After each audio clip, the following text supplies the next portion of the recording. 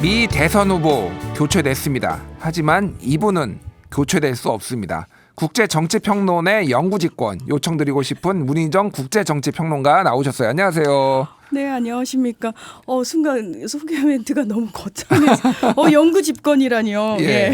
거의 뭐 푸틴급이라고 볼 수 있죠. 예. 예. 예. 굉장히 충격적이네요. 예, 네. 오늘 다뤄야 될 소식 뭐 이미 이게 지난 그러니까 저희 한국 시간으로 우리나라 한국 시간으로 월요일 새벽 정도 됐던 것 같아요. 잠을 못 잤어요. 왜? 이거 중요한 발표는 왜 미국은 왜 새벽에 하나요? 우리 시각으로 좀 낮에 해줄 수 없나요? 미국 시각으로 낮에 했죠. 아, 그렇군요. 미국 시각으로. 그러니까 우리한테 좀 코리아 프렌들리하게 조금 그렇게 해주면 안 되냐. 잠을 못 자잖아요, 제가. 아니, 김준일 평론가님, 저는 잘 잤는데. 그러세요. 아, 저는 잠을 못 이뤘습니다. 그 정도로 이제 쇼킹한 뉴스였어요. 어쨌든 그래요, 맞아요. 급격하게 바이든이 갑자기 이제 사퇴를 하고 그것도 참모진들하고 전혀 상의도 안 하고 그냥 1분 전에 알리고 네. 트위터에다가 그냥 사퇴하겠다고 올리고 게다가 뭐, 사실 그 전날까지만 해도 나 완주하겠다. 다음 주부터 다시 유세 나가겠다라고 얘기했던 사람이거든요. 예, 다만 이제 코로나19에 걸려서 조금 이제 자택격리 중이었죠. 예, 격리 중이었고 뭐 그랬습니다. 어쨌든 그런데 해리스 부통령을 지지했고 초반에는 굉장히 좀 어수선했어요. 민주당이. 그래서 이거 경선을 다시 치러야 되느냐 말아야 되느냐 뭐 이런 건데 지금은 해리스로 대동단결 약간 이런 분위기예요. 지금 그 분위기를 거의 만드는데 저는 성공했다 이렇게 사실 표현을 드리고 싶어요. 왜냐하면은 지금 아직까지도 민주당 내부라든지 또는 흑인 단체 측에서는 이거 경선을 해야 되는 게 맞는 거다라고 얘기를 하고 있는 사람들도 꽤 있거든요.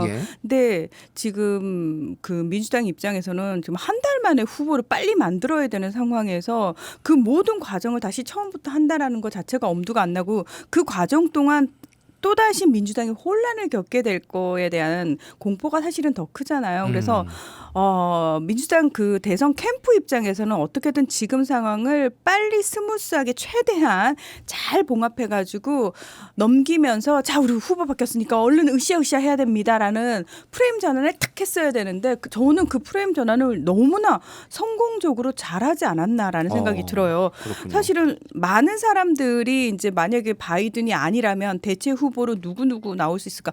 거론되는 인물들 저희 많이 들었잖아요. 그럼에도 불구하고 현실적으로 가장 존재감이 없는 사실은 카멜라 해리스 부통령이었거든요. 근데 이 사람이 결국은 낙점이 되는 분위기가 된 이유는 정말 현실적인 이유예요. 왜냐하면 바이든 선거 캠프를 그대로 이어받을 수 있는 사람이라는 게 아마 제가 봤을 때는 가장 첫 번째 조건이 아니었을까. 지금까지 그리고 모금한 선거 자금을 이걸 쓸 수 있다라는 거잖아요. 그렇죠. 거의 1,200억 원에 가까운 돈인데 그 돈을 그대로 쓸 수 있고 그리고 선거 캠프 측에 큰 변화가 없어도 되잖아요. 근데 선거를 치러 보면은 그 선거 치르시는 분들이 하시는 말씀이 캠프에 엄청나게 많은 사람들이 있고 그 사람들이 이 사람의 당락에 밥줄이 걸려 있다라고 표현을 하더라고요. 이익 공동체죠. 정확하게 그러니까요. 예. 그러다 보니까 아마도 바이든이 사퇴를 하더라도 그 캠프 사람들은 그대로 이어받을 수 있는 상황이 만들어지기를 간절히 원했을 겁니다. 그래서 이것저것 다 계산해 봤을 때 해리스 부통령이 가장 현실적으로 적합하다. 자, 그러면 그동안 제일 존재감이 없었고 사실 최근 한 여론조사에서는 해리스 부통령에 대한 부정적인 여론이 50%를 넘기도 했었거든요.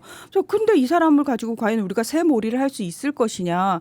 근데 그걸 민주당이 성공을 시킨 거죠. 그렇군요. 그래서 이제 중요한 거는 승리할 수 있는 후보인가 이런 점인데 그렇죠. 지난 23일 로이터 통신이 입소스와 공동으로 미국의 1,018명 등록 유권자를 대상으로 여론조사를 했는데 놀라웠어요. 카멜라 해리스가 44%. 그리고 도널드 트럼프가 42%. 지금까지 제가 알기로는 가상대결, 바이든이 워낙 약체 후보니 가상대결로 돌려보긴 했는데 그 전에는 항상 트럼프가 앞섰거든요. 그렇죠. 한 5, 6% 앞선 것도 있고 한 2% 앞선 것도 있는데 처음으로 해리스가 앞선 게 나왔어요. 그렇습니다. 이 경합주에서도 사실 공화당 측에서도 바이든 사태에 대비해서 혹시 해리스랑 붙게 되면 어떻게 될까 미리 여론조사를 돌려보기도 했는데 사실 경합주에서 굉장히 큰 폭으로 트럼프가 이겼거든요. 예. 자, 지금은 경합주 여론조사는 아니에요. 그러니까 전체 유권자 상대로 여론조사를 했는데 처음으로 이제 해리스가 오차범위 내긴 합니다. 앞섰다라는 게 나오잖아요. 이거 자체가 상당히 이제 고무적이다라는 얘기가 나오고 모닝 컨설트에서 21일과 22일 조사한 요 때는 또 유권자 4,001명을 대상으로 조사를 했는데 여기서는 물론 트럼프가 47, 해리스가 45예요. 그러니까 예. 서로 오차범위 내로 좁혀진 상태에서 엎치락 뒤치락 말 그대로 막 격차가 확 벌어져가지고 이건 해보나 마나한 싸움이야. 이건 아니라는 게 이제 조금씩 나오고 있는 상황이잖아요. 자, 그런데 이제 공화당 측에서는 애써 이 여론조사 결과를 무시해야 되잖아요. 그러니까 내놓는 게 지금 사실 후보 바뀌고 나서 한창 허니문 기간이니까 유권자들의 관심도 높을 수 있고 그리고 사실은 바이든이면 나 투표 안 해. 라고 생각했던 민주당 지지자들 입장에서 후보가 바뀌었는데 그럼 투표해볼까라는 그런 여론이 조성되기 시작했기 때문에 사실은 이런 결과가 나온 게 아니냐. 그런데 이 시간이 결국은 길지 않을 거라는 거예요. 예. 이제 정책 대결로 가야 되고 미국 유권자들이 지금 이 선거와 관련해 가지고 가장 크게 관심을 가지고 있는 건 결국 경제 문제잖아요. 본인들 예. 내가 먹고 사는 문제 거기다 플러스 이민자 문제 어떻게 할 것이냐 플러스 지금 미국이 관여하고 있는 두 개의 전쟁 어떻게 할 것이냐 결국은 다 먹고 사니즘하고 연결이 돼 있는 거잖아요. 그것과 관련해 가지고 해리스 부통령이 바이든 대통령하고 크게 다를 게 없어. 뭔가 제가 바이든 대통령과는 확실히 차별화시켜서 이 부분을 이렇게 하겠습니다라는 걸 제시하지 못하면은 과연 지금 이 우위의 여론조사 결과를 계속 끌고 갈 수 있을 것이냐에 대해서는 회의적으로 보는 전문가들도 꽤 있습니다. 그렇군요. 근데 미국이 지금 그러니까 기본적으로 같은 당에서 나온 후보다 보니까 차별하기가 많이 어려운 것도 있고 그렇죠. 미국 경제가 물가는 막 폭등하고 있죠. 계속 높은 상황이지만은 그렇다고 경제가 또 나쁜 건 아니잖아요. 그러니까 바이든 입장에서 억울했던 게 그런 부분인 거예요. 바이노믹스는 성공했는데 근데 중요한 거는 이 일반 시민들 입장에서는 아니 근데 내가 식료품은 왜 이렇게 비싸요? 이거는 2년 동안 떨어지질 않았다는 거예요. 예. 최근에 이제 물가가 예전에 한 2년 전에는 9%까지 올라갔지만 지금 뭐 3% 수준으로 떨어졌다. 물가는 떨어졌다고 계속 얘기를 하는데 실제로 식료품 가격에 변동이 없다라고 그러면 내가 체감하는 게 별로 크지 않다는 거예요. 그러니까 그런 부분과 관련해 가지고 미국 경제 자체가 문제라는 게 아니고 결국은 사람들은 내가 느끼기에 체감하는 물가가 확 역시 물가 떨어뜨리고 괜찮네라는 느낌을 받기가 쉽지 않은 상황이라는 게 가장 큰 문제죠. 그러니까 딜레마적인 상황이네요. 맞습니다. 사실 우리나라 같은 경우에는 보통 이제 전 정부 때문에 이렇다라는 거를 많이 이제 쓰는데 미국에서 왜냐면 그게 아주 틀린 말은 아니에요. 왜냐하면 트럼프 때 양적 완화를 너무 많이 과감하게 해서 사실은 그게 그 후과가 돌아온 것도 어느 정도 맞기는 하니까 그렇긴 한데 그게 좀 미국에서는 잘 안 먹히는 거 아닌가 뭐 이런 생각이 듭니다. 아니 근데 바이든 들어서서도 사실 돈을 많이 풀기는 돈 푸는 정책을 사실은 계속 추진을 했던 것 때문에 그 당시 저 미국에 있던 지인이 그런 표현을 했거든요. 야, 난 무서워. 그래서 뭐가 무서워? 그랬더니 야, 자꾸 돈을 저리로 갖다 쓰라고 돈을 앵기는데 난 그게 너무 무서워. 그러면서 주변 사람들이 야 이렇게 돈을 갖다 안기고 갑자기 금리 올라버리면 우리 끝장나겠지라는 얘기를 그 당시부터 그때가 사실 코로나19 팬데믹 한창 진행 중일 때였거든요. 그래서 저는 그때 그 이야기를 들으면서 실제로 미국 내에서는 이런 얘기를 하는구나. 왜냐하면 우리 입장에서는 정부가 이렇게 돈을 풀어주면 좋은 거 아니야? 라고 생각을 했는데 그들은 약간 다른 생각을 하더라고요. 그렇군요. 이제 지금 어쨌든 그 해리스의 이제 장점 뭐 단점 뭐 이런 거를 말씀해 주셨는데 해리스의 어떤 캐릭터가 이제 아시아계 인도계가 좀 섞였지만 흑인계도 섞이고 그러니까 소위 말하는 이제 컬러드 윤색 인종이라는 것도 하나가 있고 또 하나는 검사 출신이잖아요. 그렇죠. 캘리포니아주 검찰총장. 그렇죠. 검찰총장 겸 법무부 장관. 네, 법무부 장관. 어느 나라나 이게 검찰총장이 참 잘 나간다 이런 생각이 드는데 그래서 약간 구도가 그 이제 뭐 캠페인이기도 하지만은 이쪽 민주당 쪽에서는 범죄자 대 정의의 검사 뭐 이런 식으로 좀 구도가 이루어지는 것 같아요. 지금 해리스가 첫 번째 유세 때부터 나 이런 종류의 범죄자들 잘 알아요. 그럼 나는 아주 유죄로 만든 성공률이 굉장히 높은 검사였다고 본인이 얘기를 하면서 내가 이 범죄자를 상대로 아주 제대로 붙어보겠다라고 얘기를 하고 있는데 저는 그게 약간 프레임을 잘못 잡았다라는 생각이 드는 부분이 뭐냐면 예.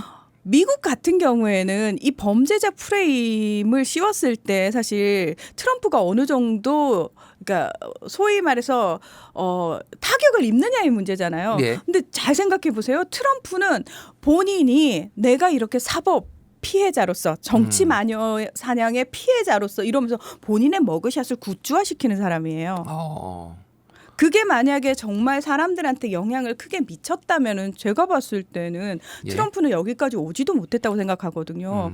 그러니까 우리가 생각하는 거하고 약간 다르다는 거예요. 유권자들 입장에서는 이 사람 자체가 범죄를 저질렀냐 안 저질렀냐는 우리의 판단의 문제가 아니고 우리의 기준도 아닌 거예요. 미국 유권자가 결정할 문제죠. 그렇죠. 그거는 예. 그리고 중요한 건 이 사람이 이 후보자가 내 삶에 어떤 영향을 미치느냐가 더 중요하다는 거예요. 그리고 사실 이 해리스가 어머니가 이제 인도 타밀계 그리고 아버지가 자메이카 출신인데 흑인계잖아요. 예. 근데 그렇게 생각하면 와 진짜 가난한 집안에서 완전히 힘들게 자랐나 보다라고 생각하겠지만 아니거든요.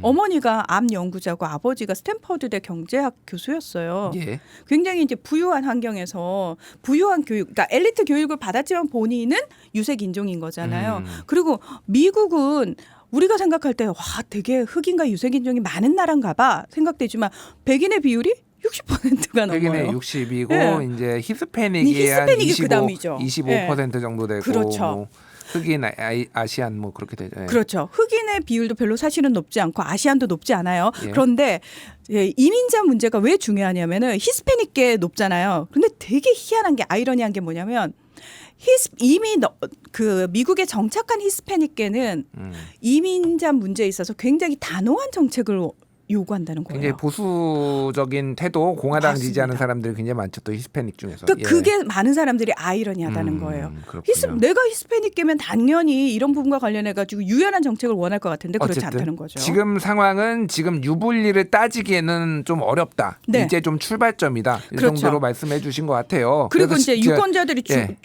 중요하게 생각하는 문제에 대한 해결책을 제시하는 그러니까 거죠. 지금 시간이 다 돼가지고 저희가 문희정 국제정치평론가하고는 오늘 이렇게 마치고 좀 부족한 부분이 저도 궁금한 점이 많아서 유튜브로 좀 연장 방송을 하도록 하겠습니다. 김준일의 뉴스공감 유튜브 연장 방송하겠습니다. 문희정 국제정치평론가 모시고 지금 요동치는 미국 대선판도 좀 들여다보고 있는데요. 그 왜 전 세계가 이렇게 요동칠까요? 항상 요동 안 치는 나라는 없나요, 좀? 그런 나라 없는 것 같습니다. 없나요? 네. 예, 그러니까요. 지금 뭐 저번에도 우리가 얘기를 했지만은 영국 노동 뭐 이제 프랑스도 뭐 이렇게 난리가 났고 영국도 이제 노동당이 14년 만에 집권을 하고 뭐 이렇게 정치가 지금 역동적이다 뭐 이런 생각이 듭니다. 어쨌든 본론으로 좀 들어갈게요. 자, 이제 해리스의 장점, 단점 우리가 얘기하다 말았는데 어쨌든 범죄자 대 정의로운 검사 구도는 생각보다 잘 먹히지 않을 것 같다. 이렇게 얘기를 했는데 네. 다만 가장 그 이제 바이든이 그 지적을 받았던 부분이 있잖아요. 고령. 그렇죠. 80세 고령 이게 너무너무 치명적이라서 81세죠. 그러니까 이게 그래서 항상 인지능력 저하 뭐 이런 걸로 그래서 공격을 받았는데 해리스는 지금 59세 그리고 트럼프는 76세인가요? 네, 76세. 그 20살 정도가 해리스가 어리죠. 예. 예. 그러니까 이제 역전된 거 아닌가요, 그러면? 역전됐죠. 그럼 역전돼서. 유리한 거 아닌가요, 해리스가? 근데 그 고령 리스크라는 게 사실 트럼프한테는 따라다니던 게 아니고 바이든한테만 따라다니던 바이든하고 거잖아요. 트럼프하고 4살밖에 차이 안 나요. 차이 안 나는데도 불구하고 사람들이 트럼프에 대해서는 고령 때문에 걱정되라는 얘기를 잘 안 하고요. 왜냐하면 그 이미지 메이킹 굉장히 잘했죠. 목소리 자체도 힘이 있고 상당히 뭔가 젊은 느낌으로 많이 하려고 노력했고 뭐 본인이 이제 연설하러 나올 때 음악 나올 때 춤추면서 나온다든지 뭐 이런 것들이 굉장히 많이 어필을 했기 때문에 근데 이제 저는 이 나이 차이보다는 이제 트럼프 입장에서 걱정해야 될 부분이 뭐냐면은 사실 공화당 캠프 측에서도 트럼프한테 주의를 준 부분이 있어요. 여성 혐오나 인종 차별적 발언을 많이 하면 안 된다 절대로. 뭐 그 유명하죠. 이분 어록이 어마어마합니다. 그렇죠. 예. 근데 이 트럼프가 예. 사실 본인이 피격당하고 나서 갑자기 이 사람이 대인처럼 행동을 했거든요. 나 이제 통화 그리고 되게 온건하게 뭐 이런 식의 약간 욕설도 안 하고 막말도 안 하고 그 부분을 살짝 뺐다가 그 색깔을 뺐다가 해리스로 후보 교체되고 나서 갑자기 이분이 원래대로 돌아왔어요. 다시 막말을 시작했군요. 예. 다시 막말을 시작했어요. 그러니까 뭐 멍청하다. 예. 그러니까 그 웃음이 해프다 그랬어. 래핑이라고. 뭐 이런 거. 잘 웃는 것도 죄인가요? 제가 굉장히 잘 웃는 편이라서. 저도 잘 웃는 게 죄인 것 같습니다. 왜냐하면 저희는 심각한 얘기해야 되는데 웃으면 웃음이 나냐 이런 댓글 달리잖아요. 예. 근데 아마도 이제 해리스는 본인은 이제 조금 분위기를 풀어보려고 했던 말들이 너무 이게 그걸 또 탁 잡아가지고 공격하려는 측에서는 천박하다, 경박스럽다 뭐 이런 식으로 얘기를 하는데 이제는 또 민주당 지지자들이 호탕하다. 이러고는 또 똑같은 사안을 놓고 좀 다르게 평가하는 분위기가 되더라고요. 그래서 저는 지금 토론회가 TV 토론회가 9월에 한 번 더 있잖아요. 예. ABC 방송이 주관을 하는데 이걸 놓고 이제 트럼프가 저기 토론 들어와 하면서도 뭘 얘기를 하냐면 근데 방송사는 바꿔야겠어. 왜냐하면 ABC 방송은 나한테는 불리해. 얘네 편향적이기 때문에 폭스뉴스로 바꿔라고 얘기를 하는 거예요. 잠깐만요. 그게 가능한가요? 아니죠. 저쪽에서 아니 왜냐하면 바이든이 처음에 두 번의 TV 토론 제안을 했을 때 그쪽 그냥 받아들인 건데 트럼프 측에서는 계속 그 얘기를 하는 거예요. 그건 내가 바이든이 일대 받아들인 조건 아니야.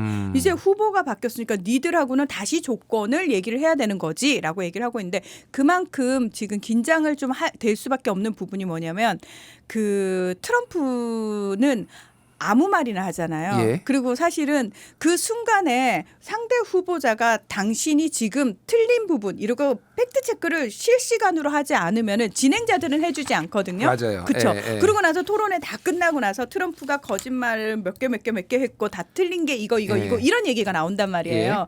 자, 근데 해리스는 검사 출신이잖아요. 예. 이 사람은 정확한 팩트에 기반한 얘기를 할 거란 말이에요.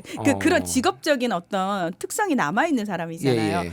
그래서 토론을 할 때 아마도 그 부분에 대해서는 바이든을 놓고는 막 내가 아무 말이나 해도 바이든이 반박을 못할 거야 막 이러고 또는 바이든이 반박을 해도 저 사람은 고령 리스크로 아직 혼미해라고 얘기를 할 수 있는데 해리스가 만약에 조목조목 그 자리에서 팩트체크를 하게 되면은 트럼프는 상대적으로 또 밀릴 수밖에 없는 상황이거든요. 그렇군요. 그래서 그 부분을 지금 사실은 가장 우려하는 부분이 아닐까. 그러면 이제 본성을 못 숨기고 예전에 힐러리 클린턴하고 토론할 때처럼 막 그 정말 흥분해서 이런 장면들을 연출될 수밖에 없거든요. 그래서 캠프 측에서는 사실 그 부분을 좀 걱정을 하고 있는 것 같습니다. 그렇군요. 그러면 이제 성사가 될지 안 될지 지금 약속됐던 건 모르는 거죠. 네, 그 ABC 모르겠습니다. 방송에서 원래 하기로 한 거를. 그러니까 9월이요. 이거를 조금 제가 설명을 드리면은 미국 ABC 방송은 한국으로 치면은 저는 SBS 정도 되는 것 같아요. 그러니까 여기가 좀 자본이 굉장히 크거든요. 네. 그리고 폭스뉴스는 TV조선 정도 보시면 될 것 같아요. 뭐 TV조선 아니면 채널A. 그러면은 그렇죠. 트럼프가 나는 SBS가 불공정하니까 나는 TV조선에서 할래라고 주장을 하는 게 이게 맞는 건가? 그런 주장이면은 이제 카멜라 해리스 입장에서는 야 TV조선이 웬 말이야. 이제 약간 이렇게 나올 수밖에 없는 거잖아요. 그러니까. 정말 비유가 귀에 쏙쏙 박힙니다. 그런가요? 제가 원래 이런 비유를 굉장히 잘합니다. 어쨌든 이제 좀 트럼프 쪽에서 조금 이거를 회피하거나 다른 이제 공격 수단으로 삼기 위해 이거를 문제 삼았다 이렇게 보면 될 것 같고. 그리고 이제 지금 할 수 있는 모든 방법을 다 동원하는 것 중에 하나가 캠프 측 법률 고문이 이미 연방선거위원회에 이거 바이든이 쓰고 남은 자금을 이거는 해리스가 그대로 쓰는 거는 강탈하는 거다. 근데 그러면서 이거는 잠깐 고발했어요. 법으로는 대통령과 부통령이 같이 쓸 수 있는 거잖아요. 러닝메이트니까 괜찮은데 이것과 관련해 가지고는 사실 그러니까 할 수 있는 모든 것 이것도 해보고 저것도 해보는 것 중에 하나가 그 보수 성향의 싱크탱크인 헤리티지 재단도 이거 사실 문제 있는 거 아니야 이런 성명을 발표를 했거든요.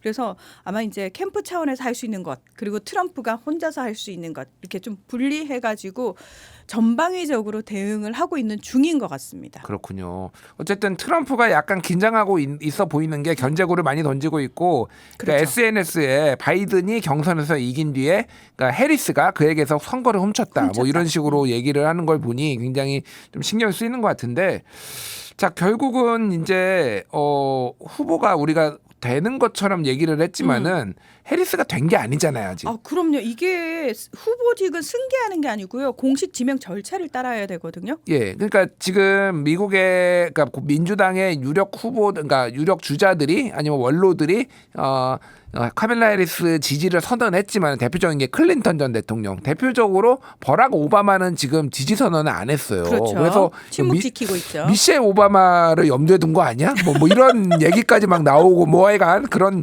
얘기가 나오는데 이건 네. 지금 어떻게 되나요? 그럼 이게 후보 문제는 어떻게 정리가 되는 거예요? 언제쯤 자, 정리가 돼요? 그러면? 네, 이게 일단 그 민주당 전국위원회가 일정을 발표를 했어요. 만약에 후보가 한 명이면은 8월 1일 날 온라인 투표를 통해 가지고 후보를 선출을 하겠다라고 얘기를 하고 있는데 민주당 대의원 한 4천 명 정도 되는 그 대의원들하고 그다음에 당의 그 고위직 당 관계자들 뭐 그리고 선출직 공무원들 이렇게 해가지고 후보를 결정을 하게 되는데 일단 전체 대의원 중에서 최소 2,668명의 지지를 해리스가 확보를 했어요. 예. 뭐 매직 매직 넘버를 넘버 달성했다. 1976명 넘겼어요. 예. 이미 넘겼어요. 이미 넘겼습니다. 그러니까 AP 통신의 자체 조사 결과이긴 음. 합니다만 어쨌든 넘겼다는 얘기 나오고요. 그래서 30일까지 주별로 50명 이하씩 모두 300명 이상의 대의원을 확보해야 된다라는 거는 충족을 했죠. 자, 그런데 만약에 여기서 저도 한번 도전해 보겠습니다라고 다른 후보가 나오게 되면 살짝 이 부분이 복잡해지는 거죠. 경선이 되면 복잡해지는 예. 거죠. 살짝 이제 투표도 사실은 조금 기간이 뒤로 밀릴 수가 있고 일단 8월 중순에 전당대회가 예정이 돼 있는데요. 예. 그 앞에 이제 정식으로 후보 지명을 받아야 되는 거잖아요. 그걸 8월 7일까지 무조건 하겠다라고 이야기는 하고 있습니다. 그렇군요. 어쨌든 지금 민주당의 계획은 어디죠? 오하이오인가요? 오하이오가 지금 8월 7일로 그렇죠. 대선 후보를 뽑아야 된다라고 주법에 돼 있기 때문에 그렇죠. 그 전에서 이제 선출하는 게 지금 목표라는 거죠. 그러니까 오하이오주 입장에서는 뭐 이런 정말 초유의 사태가 발생을 했기 때문에 이걸 약간 뭐 뒤로 밀릴 수도 있고 이런 식 연기할 수 있고 뭐 이런 얘기가 나왔습니다만 민주당 입장에서는 자칫 그것만 믿고 나이브하게 대응하다가 이거 법적으로 문제돼요라고 할까봐 철저하게 그냥 8월 7일까지 무조건 정하겠다. 게다가 오하이오주가 대표적으로 경합주잖아요. 그렇습니다. 여기를 가져가는 데가 굉장히 대선판에서 유리하기 때문에 무조건 이거는 법을 지키는 게 안전하겠네요. 그러니까. 그렇죠. 예. 그리고 지금 공화당 부통령 벤스가 JD 벤스가 오하이오주 출신이고 맞아요. 예, 거기 예. 상원 의원이잖아요. 저번에 설명해 주셨어요. 예. 그러니까 제가 이제 궁금한 거는 뭐 아직 좀 시간이 남은 일이지만은 만약에 해리스가 후보가 되면은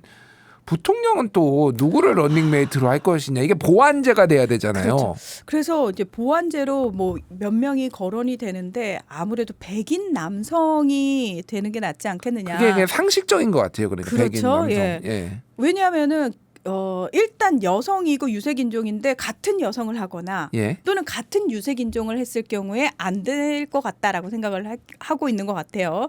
민주당 측에서는. 아니 이거 어떻습니까? 카멜라 해리스, 네. 미셸 오바마. 저도 그 생각을 했습니다만 예. 그렇게 되면은 백인 남성 유권자들이 등을 돌리지 않을까. 예. 그래서 지금 펜실베이니아 주지사가 굉장히 좀 인기가 많은 편인데 거기도 경합주잖아요. 네, 예. 근데 전형적인 백인 남성 출신이거든요. 그래서 그쪽이 가장 이제 높지 않겠느냐. 뭐 이런 얘기도 나오고 있습니다. 그렇군요. 근데 백인 남성이 될 가능성이 제가 봐도 높습니다. 그러니까 뭐 이제 버락 오바마가 바이든을 부통령으로 지명한 것도 안정감 고령, 약간의 상대적으로 고령, 그러니까 그렇죠. 뭐 그런 백인 남성의 어떤 유권자들을 공략하기 위한 건데 그건 뭐 지켜보면 될 것 같습니다. 자, 오늘은 여기까지 하도록 하겠습니다. 문희정 평론가님 감사합니다. 네, 고맙습니다.